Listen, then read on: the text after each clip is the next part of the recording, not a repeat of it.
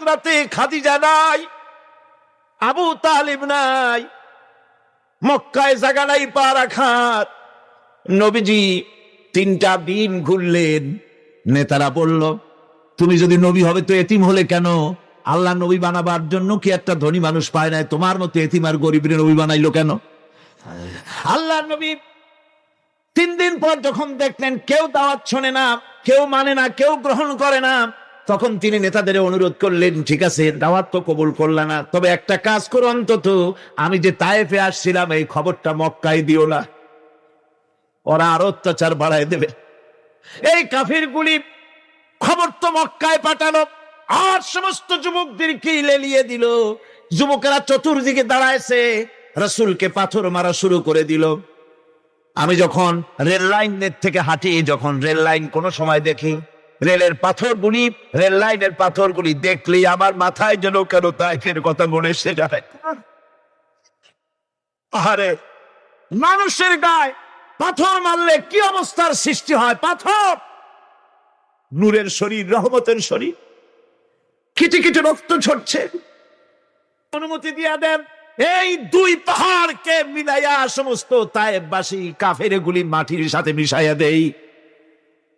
নবীজি বললেন, জিবরাইল আমি যদি হুকুম করি আর আমার হুকুম মতো যদি এই কাম করো, একটা কাফেরও যদি না বাঁচে তাহলে কার মুখে পৌঁছাবো লা ইলাহা ইল্লাল্লাহু মুহাম্মাদুর রাসূলুল্লাহ। আমার ভাইরা, হুজুর সাল্লাল্লাহু আলাইহি ওয়াসাল্লাম উঠে বসলেন। এমন সময় হযরতে যায়েদ শরীরের রক্তগুলি মুছে দিতেছেন। হুজুর সাল্লাল্লাহু আলাইহি ওয়াসাল্লাম বসে 2খানা হাত উত্তোলন করলেন। নবীজির চোখ থেকে পানি গড়ায় পড়তেছে। আরে কেউ নাই, আল্লাহ ছাড়া কেউ নাই সাহায্য করার। নবীজি হাত তুলে মুনাজাত করতেছেন, চোখ দিয়া পানি পড়ে দাড়ি ভিজে পড়তেছে, গায়ে দিয়া রক্ত ঝরতেছে। নবীজি কি দোয়াটা করলেন? বদদোয়া করলেন না, গজব দিতে বললেন না। নবীজি দোয়া করলেন, রব্বুল আলামিন এই তায়েফের লোকেরা আজকে আমার সাথে যে ব্যবহারটা করেছে, ওরা বোঝে নাই যে আমি তোমার নবী, ওরা বোঝে নাই যে আমি তোমার রাসূল, না বুঝে আবার উপরে যে অত্যাচারটা করলো, আল্লাহ তুমি এই জন্য রাগ করে এই তায়েফে তুমি গজব দিও না। আল্লাহ পাক পরবর্তী সময় হুজুরকে স্মরণ করাই দিলেন, ওয়ামা আরসালনাকা ইল্লা রাহমাতাল লিল আলামিন। ও নবী, আপনি হচ্ছেন আমার সমস্ত সৃষ্টি জগতের জন্য, আপনি আমার রহমত, আমার গোটা বিশ্বের জন্য আপনার, আমার সৃষ্টি জগতের জন্য আপনি আমার করুণা। একটা লোক রাসূলের এই কষ্ট দেখে বাগান থেকে 1 গ্লাস আঙ্গুরের শরবত এনে হাজির করেছে। এত কষ্টের পর 3 দিনের না খাওয়া আঙ্গুরের একটা শরবত পাইয়া হুজুর খুব খুশি হলেন। শরবত গ্লাস পান করে হুজুর বলছেন, তোমার নাম না আত্তাস? তিনি বলছেন, হ্যাঁ হুজুর আমার নাম আত্তাস। তোমার বাড়ি না ইউনূস আলাইহিস সালামের গ্রামে? বলে, হ্যাঁ আমার বাড়ি সেই গ্রামে। তা আপনি কি করে জানলেন আমার নাম আত্তাস আর আমার বাড়ি ইউনূস আলাইহিস সালামের গ্রামে? আপনি জানলেন কি করে? হুজুর বললেন, আমি নবী, হযরত ইউনূস নবী, একজন নবীর খবর আর একজন নবীর কাছে থাকে। রাসূল করিম সাল্লাল্লাহু আলাইহি ওয়াসাল্লাম সবর ইখতিয়ার করেছিলেন, ধৈর্য অবলম্বন করেছিলেন, আর আল্লাহ পাক তাকে নির্দেশ করেছেন, সবর করো। ওয়াত্তাবি' মা ইউহা ইলাইকা ওয়াসবির হাত্তা ইয়াহকুমাল্লাহ। তুমি কেবল সেই জিনিসের অনুসরণ করো যা আমি তোমার প্রতি অবতীর্ণ করেছি। আমি আপনার উপরে যেটা অবতীর্ণ করেছি ওটার অনুসরণ করুন, আর সবর ইখতিয়ার করুন যতক্ষণ না আল্লাহর পক্ষ থেকে চূড়ান্ত ফয়সালা না আসে। ধৈর্য ধরুন, ধৈর্য ধরুন। আমার ভাইরা, কাফেরদের নির্যাতনের মোকাবেলায় আল্লাহ পাক তার হাবিবকে সান্ত্বনা দিয়েছেন। যখন কাফেররা নির্যাতন করতেছে, আহারে হযরতে বেলাল নির্যাতিত, হযরতে সুমাইয়া নির্যাতিতা, হযরতে খাব্বাব, হযরতে খুবাইব, হযরতে আম্মার রিদওয়ানুল্লাহি তাআলা আলাইহিম আজমাইন, এত মার হতেছে। হযরতে ওমর হযরতে খাব্বাব রাদিয়াল্লাহু তাআলা আনহুকে খোলা গায়ে দেখে বলছিলেন, খাব্বাব রে তোমার পিঠে এত গর্ত কেন? এত গর্তওয়ালা পিঠ তো আমি মানুষের দেখি নাই, এত চিকুন কমরওয়ালা মানুষের তো দেখি নাই। তিনি বলেছেন, ওমর তুমি কি ভুলে গেছো? ইসলাম কবুল করার অপরাধী কাফির বেঈমানেরা আগুন জ্বালায়া আংটা আগুনের উপরে আমাকে চিৎ করে শোয়াছে, আমি যেন নড়াচড়া করতে না পারি সেজন্য আমার বুকের উপরে পাথর চাপা দিয়ে রেখেছিল। গায়ের চর্বি আর রক্ত গলে গলে পড়ে আগুন নিবেছে, আর আগুন গোস্ত পুড়ে যে পিঠের মধ্যে প্রবেশ করেছিল আজও পর্যন্ত পিঠের সেই গর্ত সেরে যায় নাই। এভাবে অত্যাচার হচ্ছিল সাহাবীদের উপর। আল্লাহ রাব্বুল আলামিন তার হাবিবকে সান্ত্বনা দিলেন, ওয়াসবির ওয়ামা সাবরুকা ইল্লা বিল্লাহি ওয়ালা তাহজান আলাইহিম ওয়ালা তাকু ফি গায়তিম মিম্মা ইয়ামকুরুন। হে রাসূল, সবরের সাথে কাজ করতে থাকুন। আপনার এই সবরের তৌফিক তো আল্লাহই দিয়েছেন, আর ওদের সমস্ত ষড়যন্ত্র, ওদের অপকৌশলে আপনি দুঃখিত হবেন না, চিন্তা করবেন না, ভারাক্রান্ত হবেন না। আপনি নিশ্চিত থাকুন। ওয়াসবির লিহুকমি রাব্বিকা ফাইন্নাকা বিআয়ুনিনা।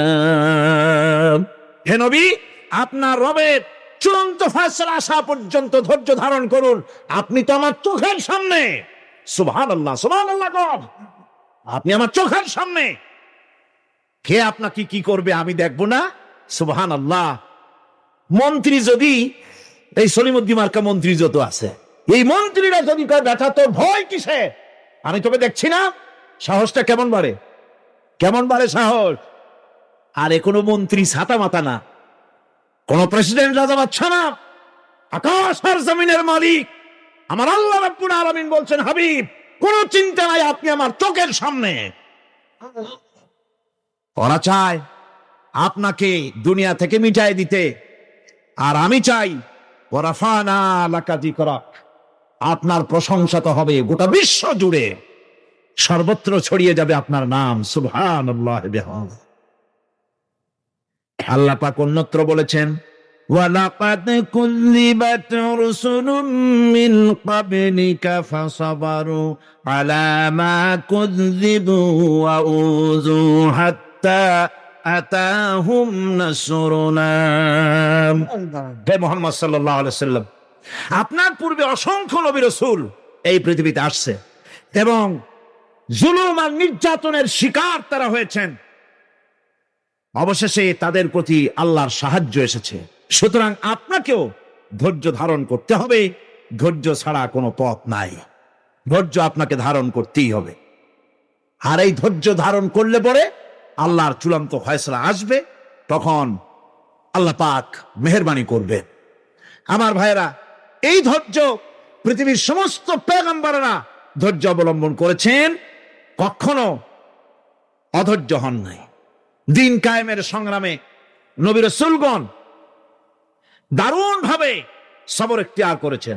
বৃদ্ধবাদীদের সকল রকমের নির্যাতন, অপকৌশল, ষড়যন্ত্র, এই সব কিছু মোকাবেলা করেছেন ধৈর্যের নীতি অবলম্বন করি। কখনো ধৈর্যচ্যুতি তাদের মধ্যে ঘটেনি, বরং আল্লাহ রাব্বুল আলামিন তাদের প্রতি সন্তুষ্ট হয়েছেন। যারা এই ধৈর্য ধরেছে তাদের উপরে সন্তুষ্ট হয়ে আল্লাহ রাব্বুল আলামিন বলেছেন, ওয়া কাআইয়্যিম মিন নাবিয়্যিন কাতালা মাআহু রিব্বিয়ুন কাসীর। এর আগে অনেক নবী এসেছিলেন যাদের সাথে বহু আল্লাহওয়ালা লোক লড়াই করেছেন। ফামা ওয়াহানু লিমা আসাবাহুম ফি সাবিলিল্লাহি ওয়া মা যাফু ওয়া মাস্তাকানু। আল্লাহর পথে তাদের উপর যত বিপদ এসেছিল তারা হতাশ হয়ে পড়েন নাই, দুর্বলতা দেখাননি, বাতিলের সামনে মাথাও নত করেন। ওয়াল্লাহু ইউহিব্বুস সাবিরিন। আর আল্লাহ পাক ধৈর্যশীল যারা, তাদেরকে আল্লাহ পাক ভালোবাসেন। আমার ভাইরা, ধৈর্যের পরিচয় রাসূল করিম সাল্লাল্লাহু আলাইহি ওয়াসাল্লাম ওহদের ময়দানে যখন আক্রান্ত হয়ে গেলেন, চতুর্দিকে কাফেররা ঘিরে ধরেছে, বাঁচার কোনো পথ নাই। সাহাবায়ে কেরাম রাসূলকে পাহারা দিলেন। যারা রাসূলকে পাহারা দিতে দাঁড়ায়ছেন, জীবন দিয়া পাহারা দিতে দাঁড়ায় গেছে। রাসূলের দিকে মুখ দিয়া, পিঠটা বাইরের দিকে দিয়ে রাসূলকে পাহারা দেওয়া শুরু করেছেন। হুজুরকে পাহারা দিতে যারা দাঁড়িয়েছিলেন, কাফের কর্তৃক নিক্ষিপ্ত কি তীরগুলি এসে যখন বিঁধতেছিল, শুধু একজন সাহাবী হযরত তালহার পিঠের ভিতরে রাসূলকে হেফাজতের জন্য 80টা তীর একজনের পিঠের মধ্যে গিয়ে ঢুকেছে। এক অসতর্ক মুহূর্তে নবীজির ডান্ডা মোবারক শহীদ হয়ে গেল, শিরস্ত্রাণ ভেঙে গেল, লোহার কড়া প্রবিষ্ট হয়ে গেল কপালের ভিতরে। হুজুর মাথা ঘুরে পড়ে গেলেন। হযরতে আবু উবাইদা রাদিয়াল্লাহু তাআলা আনহু হুজুরের মস্তক মোবারককে কোলে করে নিয়ে তারপরে বহু কষ্ট করে মাথা থেকে লোহার কড়া বের করলেন। এবার ওই কড়ার ছিদ্র দিয়া রক্ত আসতেছে, মুখ দিয়া রক্ত পড়তেছে, দাড়ি ভিজে যাচ্ছে। বুখারী শরীফে এসেছে, আল্লাহর নবী দুইখানা হাত নিজের চেহারার উপরে মলে আনে টাটকা রক্ত চোখের সামনে দেখে বলছেন, আহারে, এই কওমের ফালাক কি করে হবে, এই কওমের মুক্তি কি করে হবে, এই কওমের নাজাত কি করে হবে, যে কওম তার নবীর চেহারা রক্ত দিয়ে লাল বানাইয়া দিল। নবীজি বললেন, আল্লাহুম্মা গফিরলি কওমি ফাইন্নাহুম লা ইয়ালামুন। আয় আল্লাহ পাক, আমার এই কওম বুঝতে পারে না, ওদেরকে মাফ করে দাও। খবর ছড়িয়ে গেল নবীজি শহীদ হয়ে গিয়েছেন। খবর ছড়িয়ে গেল চতুর্দিকে, মদিনায় খবর ছড়িয়ে গেল। মানুষ পাগলের মতো দৌড়ানো শুরু করে দিল। এক মেয়ে লোক দৌড়াচ্ছে ওহদের দিকে। কয়েকজন সাহাবীর সঙ্গে দেখা, তারা জিজ্ঞেস করলেন, দৌড়াও কেন মহিলা, যাও কই? কয় ওহদের দিকে যেতেছি। কয় যায় এত কোনো লাভ নাই, যেহেতু তোমার যে স্বামী এসেছিলেন জিহাদের ময়দানে তিনি তো শহীদ হয়ে গেছেন। মহিলা বলতেছে, কে শহীদ হয়েছে শুনতে চাই না, আগে বলো নবীজি কেমন আছে। আবার কিছুক্ষণ পর আর কয়েকজনের সঙ্গে দেখা, তারা বলছে, মেয়ে লোক দৌড়াও কই? যাচ্ছি ওহদের দিকে। তারা বলছেন যে কোনো লাভ নাই, তোমার যে দুইটা কলিজার টুকরা সন্তান ওহদে এসেছিল, দুটোই শহীদ হয়ে গেছে। মা বলতেছে, ও সাহাবী, কে শহীদ হয়েছে শুনতে চাই না, তাড়াতাড়ি করে বলো আল্লাহর নবী মুহাম্মদ রাসূলুল্লাহ সাল্লাল্লাহু আলাইহি ওয়াসাল্লাম কেমন আছেন। দৌড়াতে দৌড়াতে ওহদের মাঠে সাহাবায়ে কেরাম পরিবেষ্টিত। আল্লাহর নবীর কাছে গিয়ে হুজুরের জীবিত চেহারা মুবারকের দিকে তাকায়া মেয়ে লোকটি কাঁদতেছে আর বলতেছে, ইয়া রাসূলুল্লাহ, আমার স্বামী মরা শোক, আমার কলিজার টুকরা দুইটা সন্তান মরা শোক আমার কলিজা থেকে মুছে গেছে, আপনি বেঁচে আছেন, তামাম মুসলমানদের এর চাইতে বড় সান্ত্বনার নাই। ভাইরা আমার, রাসূল করিম সাল্লাল্লাহু আলাইহি ওয়াসাল্লাম এভাবে করে ধৈর্যের পরিচয় দিয়েছেন। গালাগালি দেন নাই, রাগ করেন নাই, বদদোয়া করেন নাই। সুবহানাল্লাহ কোন, সুবহানাল্লাহ। ভাইরা আমার, এই সবর এমন মহান বৈশিষ্ট্য এর মধ্যে রয়েছে, জিহাদের ময়দানে যদি লোক কম হয় আর যদি তাদের মধ্যে সবর থাকে, বেশি সংখ্যক লোকের উপরে আল্লাহ পাক সবরকারীদেরকে বিজয়ী করে দিবেন। কোরআনে কারীমে রব্বুল আলামিন বলেন, কাম মিন ফিয়াতিন কালিলাতিন গালাবাত ফিআতান কাসীরাতাম বিইযনিল্লাহ ওয়াল্লাহু মা'আস সাবিরিন। এমন ঘটনার বহু নজির আছে যে কম সংখ্যক লোকেদের উপরে আল্লাহ পাক